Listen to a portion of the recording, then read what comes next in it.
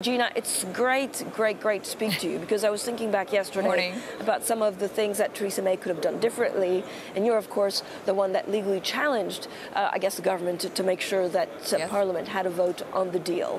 Where do you think we stand now? Are we closer to an agreement, or is there still really the spectre of a no-deal Brexit?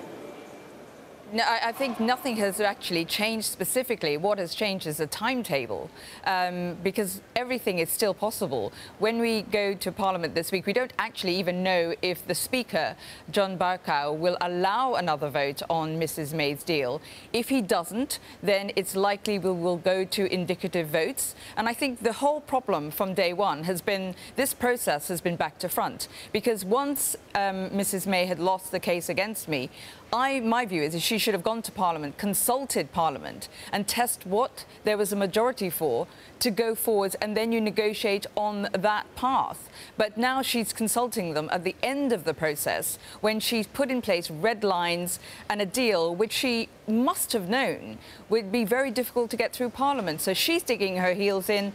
All the different tribes in Parliament are digging their heels in. So I do think what we've seen now is just the cliff edge being delayed until April the 12th. But Gina, what is the chance actually that John Bercow does not allow the deal? Because it was under the assumption, and probably under, of course, the assumption of EU leaders, that because now they have a technical extension, attached almost to the withdrawal agreement and the political declaration, then that would be substantial change. Well, I think what's really interesting about what Brussels has done is that they've gone over the head of Mrs May. I mean, from all the reports, the meeting yesterday, the 90-minute meeting, sounds a disaster because she couldn't answer, well, what's plan B? So what they've done very cleverly, I think, is that they've gone over the head of the Prime Minister and are speaking now directly to Parliament and saying, we've given you a bit more time now to do these sort of indicative votes, to find out what there is a majority for.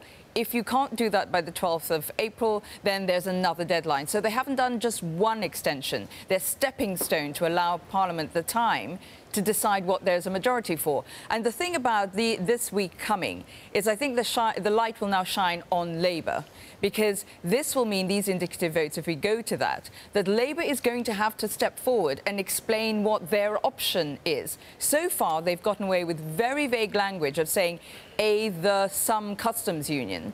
But for MPs to really vote for something, they're going to have to be quite specific about what it is. And that's difficult because you've got a Leave, a Eurosceptic leader of a Remain party. So I think what Labour do this week will be very, very interesting. It's unclear if Theresa May was given the choice between, a no-deal Brexit or a very long extension, let's say 12 or 24 months, which one she would choose. If she chose a no-deal Brexit, could Parliament stop her?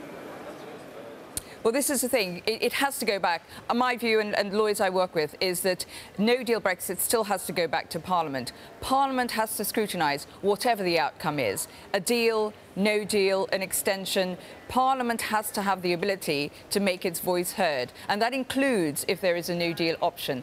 And if the Prime Minister decides to bypass Parliament again and just crash out with no deal, then there will be legal ramifications to that. Gina, I wonder how much longer Theresa May has. We wake up here in the U.S., it's almost 6 a.m., and we're hearing a few more calls here about Theresa May maybe not making it much longer. How much more time does she have? It's very difficult because we have the Fixed Term Act, which means it's very difficult to call a general election, which she could do on her own, but because of that act, it makes it difficult. And there are more and more rumblings that in what's called the 1922 committee and her party are very unhappy. Front benches, cabinet ministers, is this growing unhappiness with her. But remember, they triggered a vote of no confidence, which means, in effect, she's quite safe until November, until they decide something very drastic. So the party has to decide itself. With the chief whip, we've heard that he thinks that her speech was disastrous, blaming MPs for the mess we were in. There are rumblings all over, but it's not quite so straightforward for her to go. And it would have to be in this period where we only have 2 extra weeks. There simply isn't time to concertina a Conservative leader challenge in that 2-week period. So I think we will, if it's Mrs May going, then the Conservative Party will have to extend, or there has to be an extension till at least May, to allow allow that leadership extension. This is all very dangerous in a very limited time period.